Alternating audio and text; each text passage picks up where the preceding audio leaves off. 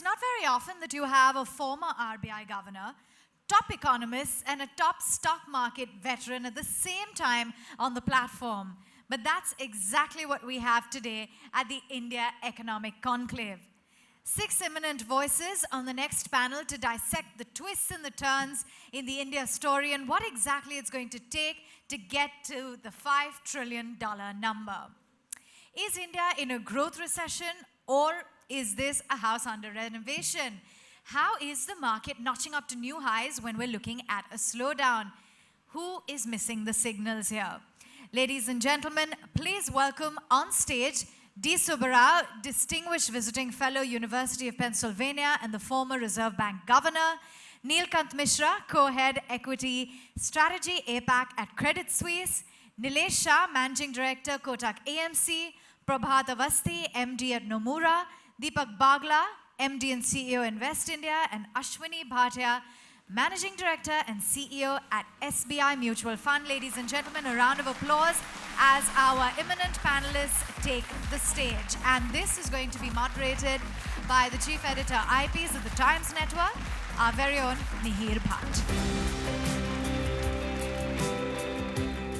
Welcome all of you. Thank you for joining us. Nilesh, I'll start with you. Everybody has been talking about the slowdown in economy, and we have seen a couple of downgrades also when it comes to the growth prospects. But we are talking about the aspiration that India has set for itself, $5 trillion GDP by 2024. You know, to achieve something like that, and especially the situation in which we are right now, we really need to do something extraordinary. What are those steps? So essentially, 3 things. 1, encourage entrepreneurship. Support entrepreneurship. Second, provide those entrepreneurs with capital, debt, equity, maize, whatever it is. And in this context, I just want to highlight one obsession of Indians. In last 8 years, we have remitted $245 billion for import of gold and precious stone on a net basis. We do know that gold smuggling exists. Estimate of this year's gold smuggling is 140 tons or $7 billion rounded off. That's roughly $300 billion remitted abroad. If that savings was remaining in India, our GDP would have been higher by 11% this year. So keep savings in India, augment it with foreign capital if need be, but provide that capital to entrepreneurs at a reasonable rate so that they can go and create industry. And third, support those entrepreneurs with rule of law. A simple example, there is a law which says that if your check bounces, you'll go to jail. There are now 40 lakh cases pending in the court of law, but those people are not in the jail for sure. If you can't enforce contract, how will entrepreneurs build business? It's not that we are missing all of this. That's why we are at $2.7 trillion last year. But if we improve upon it, then $5 trillion is easily achievable. Prabhat, the 3 steps that Nilesh mentioned, actually if we analyze what the present government has done since 2014, they have tried to do this maybe in bits and pieces, maybe through some schemes. So we have Startup India movement, we have Make in India, and various other initiatives. Have you really seen the kind of impact that was expected at ground level, at grassroots level of these initiatives? Well, obviously we have slowed down, first of all. So I think there has been maybe too much of reset, first of all, because, you know, if you try to correct too many things at one point in time, it first leads to a slowdown. So if you sort of, for example, do RERA, you do DMON, you do GST, and try to do too many things, system is functioning in a certain fashion, it leads to a breakdown at some level in terms of cash flows, etc. That is, I think, the first problem. The second issue is, the fact is that the growth actually comes from risk taking. And if risk takers are not getting, well, adequate compensation for the risk they take, then they will not take risks. And essentially this means is, if you really go back and see last, let's say 5-7 years, right? All the big risk takers who took risks either in infrastructure or in telecom, I mean, take whatever sector, essentially their returns have been either negative or they've sort of seen their balance sheet erode or sort of gone out of business. And I think while the cost of capital itself has come down, but the opportunity as investors see them have not yet come to fore. All the steps that you're talking about essentially are more about hygiene factors, not about something that leads you to take risk. So I think the issue in India today is that the confidence about getting return on your capital is missing. When you do a government project, will your money come back?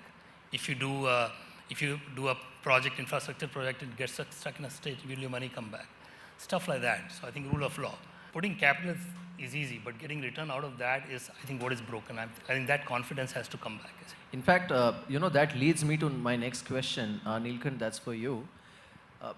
In fact, in last 2-3 years, what we have seen is even corporates who have raised money, a lot of it has been actually used to maybe service debt rather than investing in new capacity, creating new capacity and effectively generating jobs.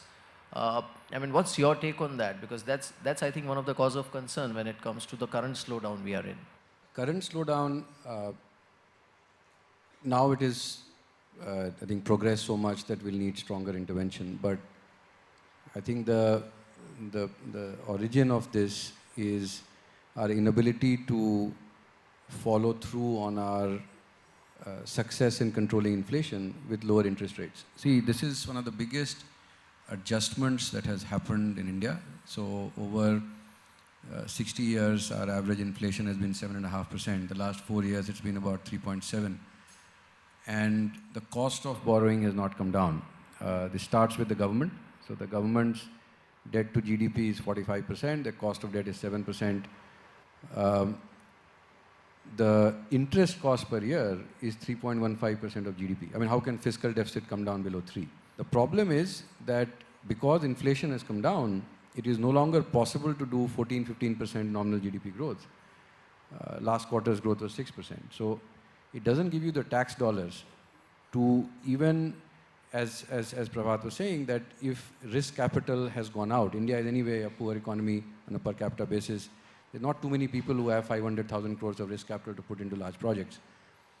Where the government could have put it, the government is also starting to get constrained. So I think on the private side, there was a necessary correction, especially in power generation and metals, which I think was behind us. Last year, at this time, it seemed like the sector would have taken off, but then we were unable to address the financial system problems early enough. And now, into 1 year of growth slowdown, I think just solving the financial system problem may not be sufficient, but I think has to be our first step. So we need to bring down interest rates, effective interest rates, rapidly.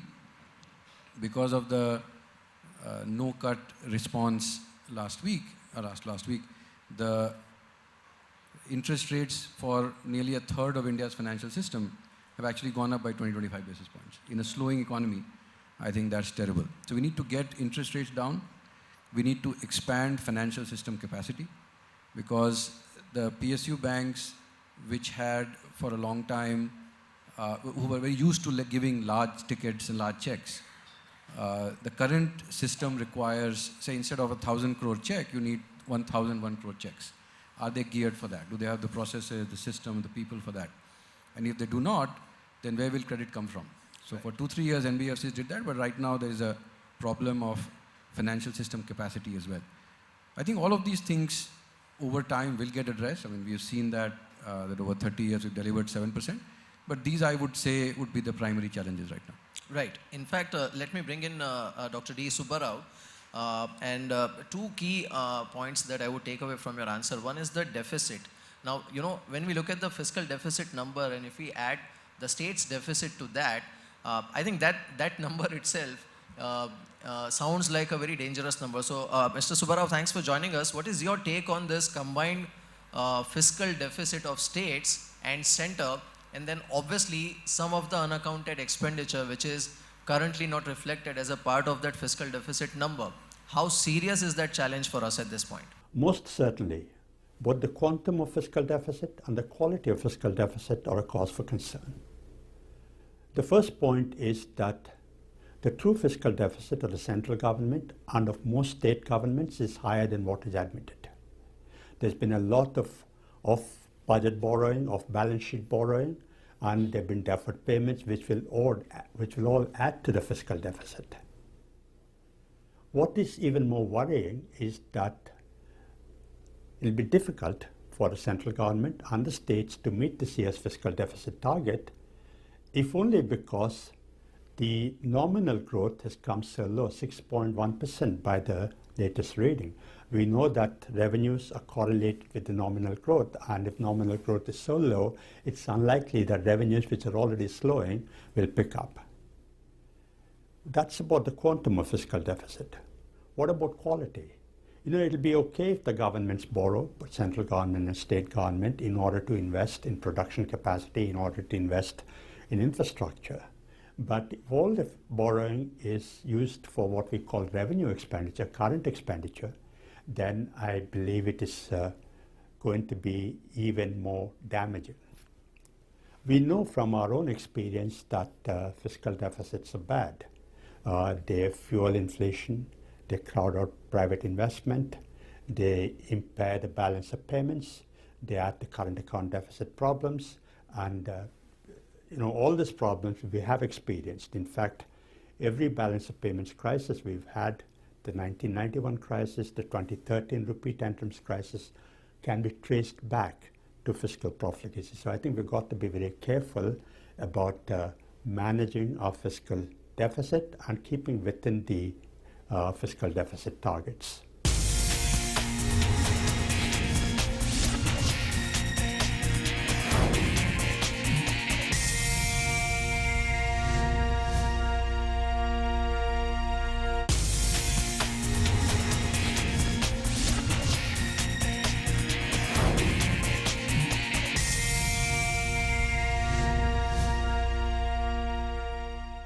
While we speak about the domestic issues, I have Mr. Deepak Bagla with us, and he obviously oversees the whole investment corridor between India and other nations through Invest India. Deepak, thanks for joining us. While domestically we have seen the credit crunch and the slump in demand, and like Nilesh mentioned, that too much of regulation may be causing a bit of a slowdown. We keep reading about India receiving record number of FDI proposals. How is that landscape currently? I think we are at this very interesting inflection point, both socially, economically, and politically. And typically what happens when you're at inflection points, you might overstress the immediate and at times lose the stress of the past and the future. Let me just share how the foreign investor today is viewing India, and let me put it a little in perspective. From 2000 to 2019, the total FDI India received was about $630 billion. 50% of that has come only in the past 60 months. We've had over $307 billion come only in the past 60 months. 92% of this over 300 billion came in the automatic route. That means it did not require any specific foreign approvals. That means that we are now one of the most open economies on the planet.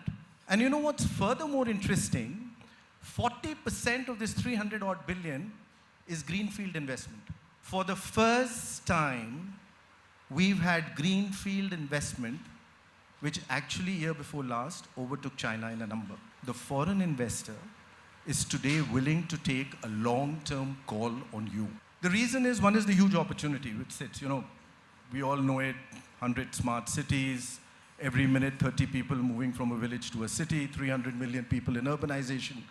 Actually, and again you will know it, last year we moved 8 billion people officially on our railways. We actually moved the entire planet. The more interesting thing happening there is that the foreign investor today believes it's not just the opportunity, it is his ability to access that opportunity which is now becoming easier in India. And I'll give you a number on that one. You've heard about the ease of doing business. We moved from the 140s to the 60s, 70s. You know how complex we are, or we were as a nation, to work? To make that movement from 140s to 60s, the central government and the state government together did over 13,500 policy interventions. 13,500 policy interventions in a period of 60 months, and that's when you only move that little band. See the complexity, but then what has it resulted in? One is never before in human economic history, think about it. A brand new company got 100 million new customers in 180 days. Or a brand new company coming from a neighboring country got 30 million new customers in 36 months. In fact, when I just mentioned the statistic last week, he corrected me, he said it was the other way around. A company, from the day their global board gave them the approval to set up a manufacturing unit in India and set up a company to create the world's largest wind power blade. They're in over 12 countries. And when we met them in our team, they said the best experience they'd had was in China. It was done in 18 months and a few days. And they had walked into our office and Ati told them, so we'll break this record. And I walked out and I said, you know, there's going to be a tough one. They had one of the big fours which was consulting them and told them in India, it'll take you anywhere between 5 to 6 years.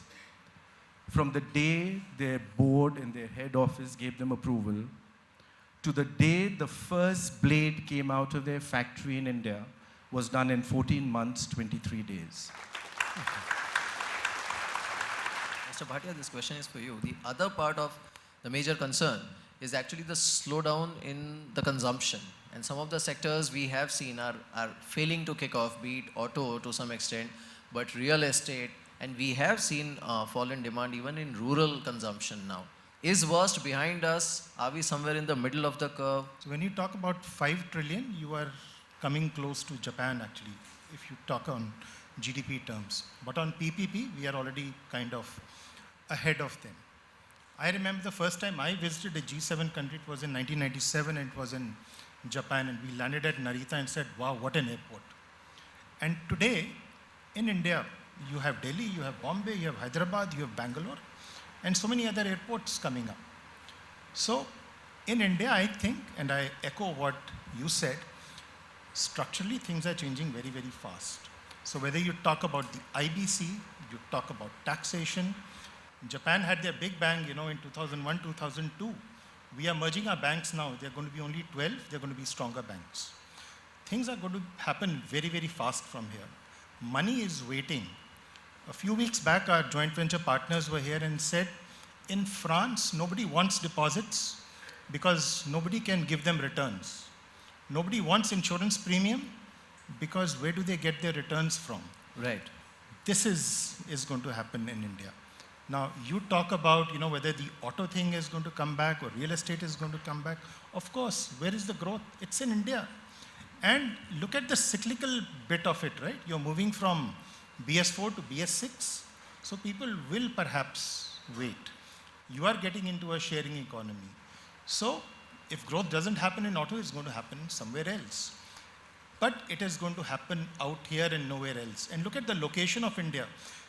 The next round of growth is going to come in the Middle East. It's going to come in Africa. And Vietnam doesn't have land. This is where it is.